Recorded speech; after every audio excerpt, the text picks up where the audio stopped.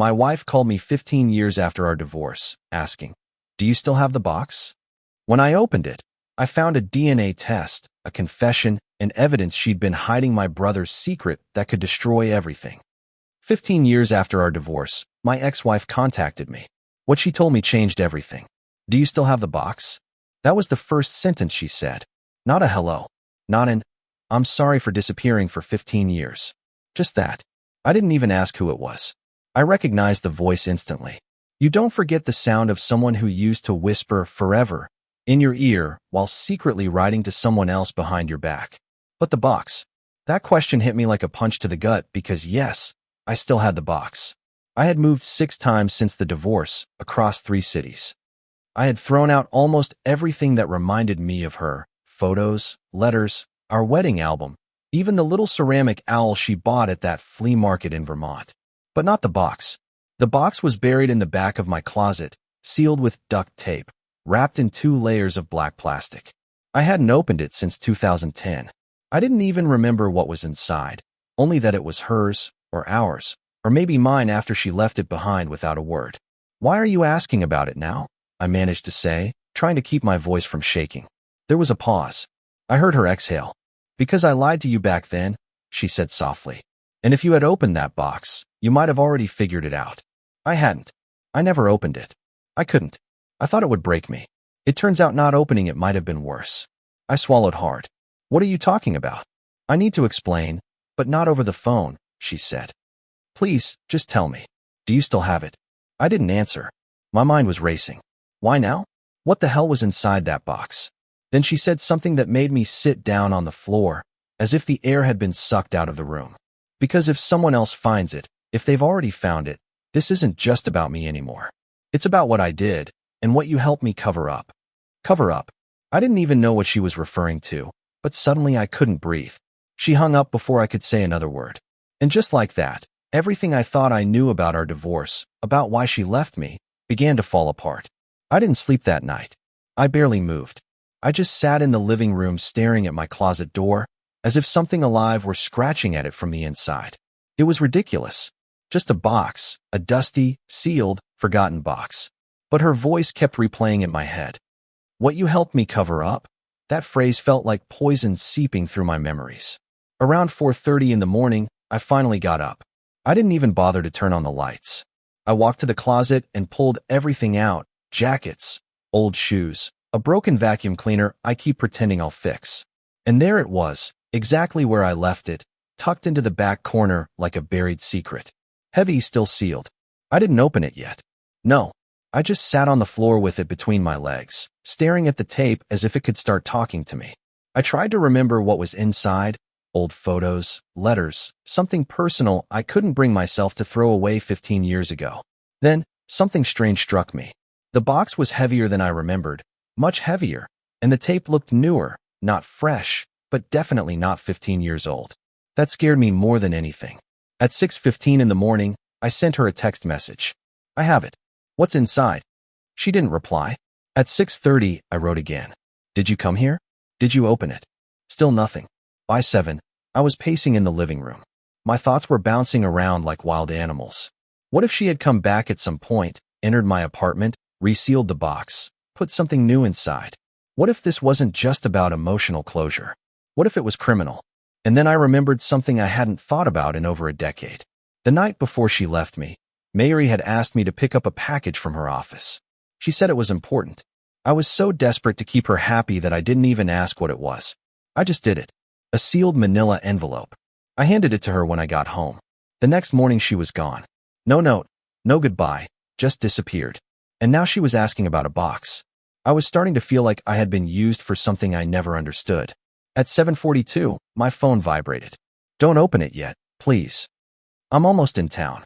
Almost in town. What? She wasn't just writing to me from a distance. She was coming here. After 15 years. I stood completely still, phone in hand, rereading that message over and over. Then another text came through. "I need to explain in person, because once you see what's inside, you'll hate me even more than you did before." Hate her more. I thought I already hated her with everything I had left, but the truth was, that box was already open in my mind, and I knew that the moment I ripped off the tape, there would be no going back. It was just afternoon when she arrived. I recognized the car before I recognized her. A silver Toyota Camry, too clean for the dirt road leading to my house. It didn't belong in my cracked driveway, surrounded by dead leaves and regrets. I stood at the kitchen window, holding a cup I hadn't drunk for hours, and watched her get out. She looked different, not older, just more defined, as if time had etched every choice into her face, and she no longer bothered to smooth the edges. She was wearing black jeans, boots, and a gray coat I didn't recognize. Her hair was shorter. She didn't look like the Mayuri I used to know. She looked like someone who had been through something she hadn't forgiven herself for. But what sent a chill down my spine wasn't her face. It was the man who got out of the passenger side. He was in his late 30s, clean-shaven, with a pressed navy button-down shirt and a messenger bag. He didn't look like a lawyer. He didn't look like family. He looked nervous. They didn't knock. They stood on the threshold as if they were afraid it might swallow them. I opened it before she reached the handle. "Hello," she said softly. "Who is he?" I asked. My voice cracked on the last word. I wasn't ready for the answers, but I couldn't stop myself. "This is Esra," she said, looking at the man beside her. "He's part of the reason I'm here." I stepped aside, not out of courtesy, but out of confusion. My brain couldn't connect the dots fast enough. They came in like people entering a courthouse, not a home. Esra didn't speak. He looked around as if he were searching for exits. Mayuri sat on the edge of the couch as if she didn't deserve to get comfortable. She pointed to the closet. "You took it out." I nodded. The box was in the center of the room, as if it were challenging us to touch it. Esra finally spoke. "Can I see it?" I turned to Mayuri. "What is this?" She sighed and looked at her hands. "Do you remember the night I left?" I didn't answer. Of course I remembered. I told you I needed space, that I couldn't stand how we were fighting, but that wasn't the real reason. Esra took a slow breath and knelt beside the box. "He's your son," Mayuri said. The floor disappeared from under me. No, that didn't make sense. "What? That's my son," she said again, her voice trembling. "And he's yours too. But it's not just that." I opened my mouth, but nothing came out. I looked at Esra, at this grown man standing in my living room, and suddenly I saw it. His chin, his eyes, the way he shifted his weight from one foot to the other when he was uncomfortable. I had seen it in the mirror for most of my life. I felt sick. "You left because of him." She nodded slowly. There was something in that box. Evidence. Proof of who his father was, of who he wasn't, and I couldn't risk it being opened. Not then, not when. Her voice broke. She turned away and covered her mouth. Esra was still by the box, still silent, still looking at me as if he didn't want to be here either. I finally whispered, "Why now?" Mayuri looked at me, her eyes red but dry. "Because someone else knows. Someone who was never supposed to know." I looked at the box. My hands were shaking again. "What's in there, Mayuri?" She stood up slowly. "A paternity test and a confession. Mine, written 15 years ago about the affair, about everything I did, and about the person I was trying to protect you from." And then she said something I never saw coming. "Your brother." For a long moment, I just stood there. The words didn't make sense. I heard them. "Your brother." But they floated above me like smoke, refusing to settle. I hadn't seen Mason in over a decade. We weren't close, not even as kids. He was the golden boy, the firstborn, the athlete, the one with charm, connections, and excuses that never aimed high. He never liked Mayuri. Or maybe that's what I told myself. "Are you saying Mason knew about Esra?" I asked, trying to steady my voice, though it sounded weak even to my own ears. Mayuri shook her head. "No. I'm saying Mason could be Esra's biological father." That was it. That was the moment something inside me completely broke. I don't remember sitting down, but suddenly I was on the floor with my knees to my chest, staring at the stained carpet as if it could tell me what to feel. My ears were ringing. I clenched my jaw until it hurt. I couldn't look at Esra. I couldn't even look at her. I just saw flashes. Mason at our engagement party, drunk and overly familiar. Mayuri brushing it off. Me brushing it off. "This can't be real," I mumbled. "You're kidding. You're trying to hurt me." "No," she interrupted. Her voice was suddenly steel. "I've done enough damage. I'm not here to torture you. I'm here to tell you the truth before someone else does. Before Mason does." I looked up, my throat burning. "What do you mean before he does?" Esra spoke for the first time since he walked in. His voice was low but steady. He contacted me 3 weeks ago, said he knew my mother, that he knew things, that he could fill in the gaps she never would. I felt nauseous. And you believed him? Esra's gaze didn't waver. I didn't know what to believe. So I tracked her down. I made her talk. Mary nodded, ashamed. I told him everything I remembered about that night, about how drunk I was, that Mason was there, how things got blurry. I didn't want to admit it to myself, let alone put it in writing, but I did. I put it all in that letter. I sealed it and buried it because I couldn't face it. My heart was pounding so hard I barely heard her next words.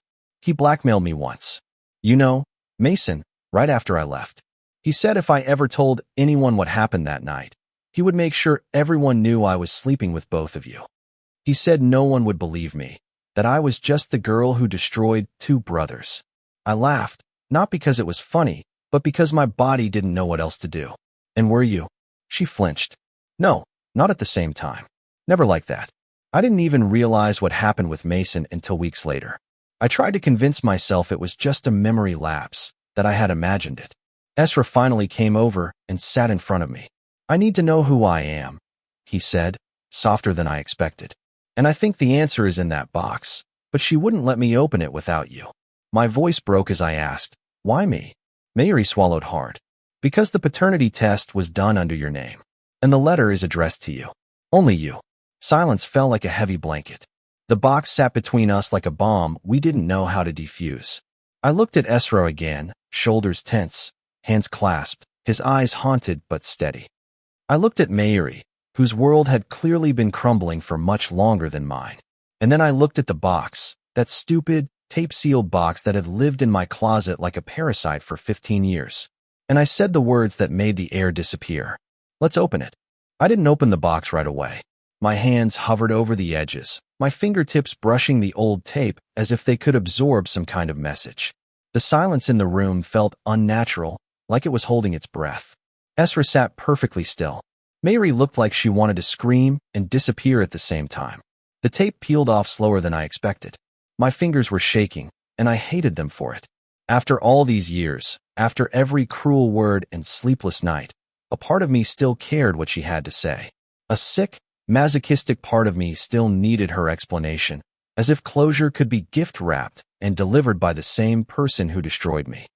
Inside, under a layer of old scarves and a cracked jewelry box, was a sealed white envelope, thick, heavy. My name was written on it in her handwriting, the one I used to know better than my own. Dorian. I didn't speak as I opened it. I just unfolded pages, 4 of them, covered front and back in blue ink. No margins, no paragraphs, just a torrent of truth pouring out of a woman who had clearly lost control the moment she wrote it. The first line was simple. If you're reading this, it means I was too late to explain in person. I read silently, but every word seemed to scrape something raw inside me.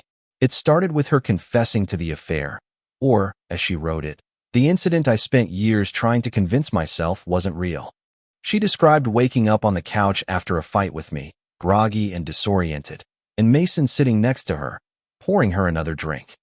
She remembered blurry flashes, his hand on her waist, her saying no, him laughing it off, her falling back asleep. Then came the line that froze me. When I found out I was pregnant, I told you it was yours because I wanted it to be yours, but I had already made an appointment behind your back. I was afraid of what the truth would mean if it came out, not just for us, but for Mason. My eyes kept moving, even though my body wanted to shut down. She explained how when Esra was born, she had a secret paternity test done, paid for in cash, using fake names. And the result was inconclusive. She never told either of us. Instead, she buried the papers in the box along with the original test request and the letter I now held. She sealed it all up because she couldn't face what it meant. But that wasn't the end of the letter. She started writing about something else, something that hadn't been spoken aloud in 15 years. The real reason she left. Not the guilt, not the shame, the fear. Mason came to our apartment while you were at work.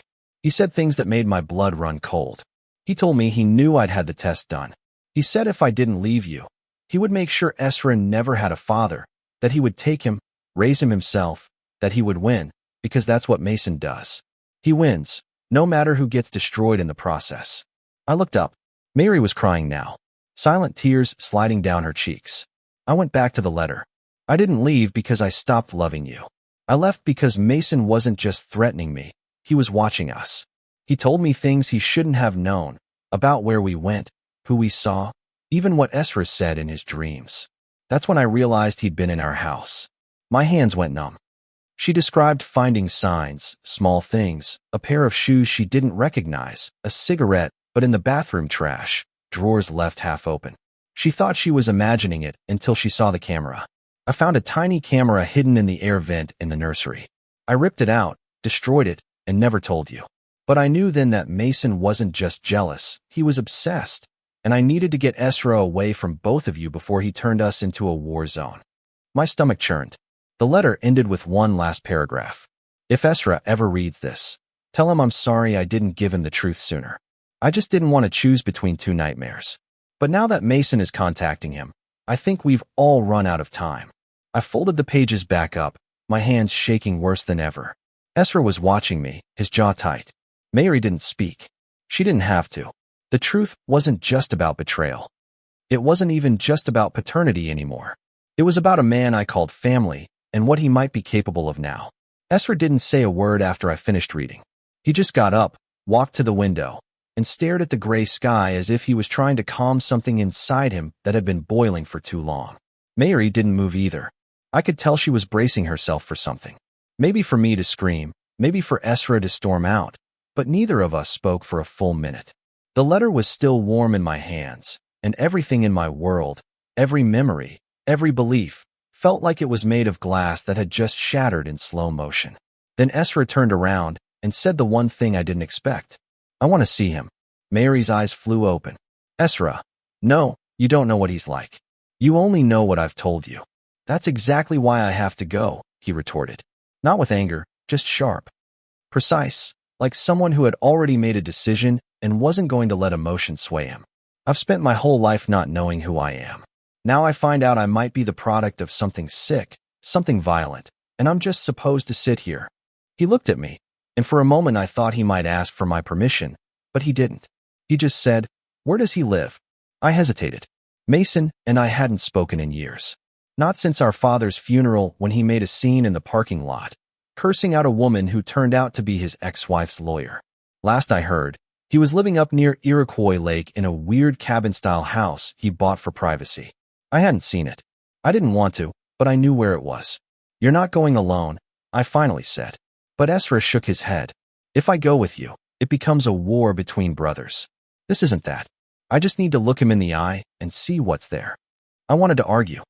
God, I wanted to scream, but I didn't because some small, broken part of me wanted to know too. An hour later, he was gone. Mary stayed. She kept pacing back and forth as if she were trying to wear a hole in the floor, twisting the sleeve of her coat until the fabric looked frayed. I could see the guilt eating her up inside, but it wasn't just guilt anymore, it was fear. You don't get it, she said at one point. Mason doesn't just manipulate people, he keeps things, records, files. He always said having dirt on people was like having power in your back pocket. I looked at her. Are you saying he might have recorded that night? She didn't answer, just stared at the wall.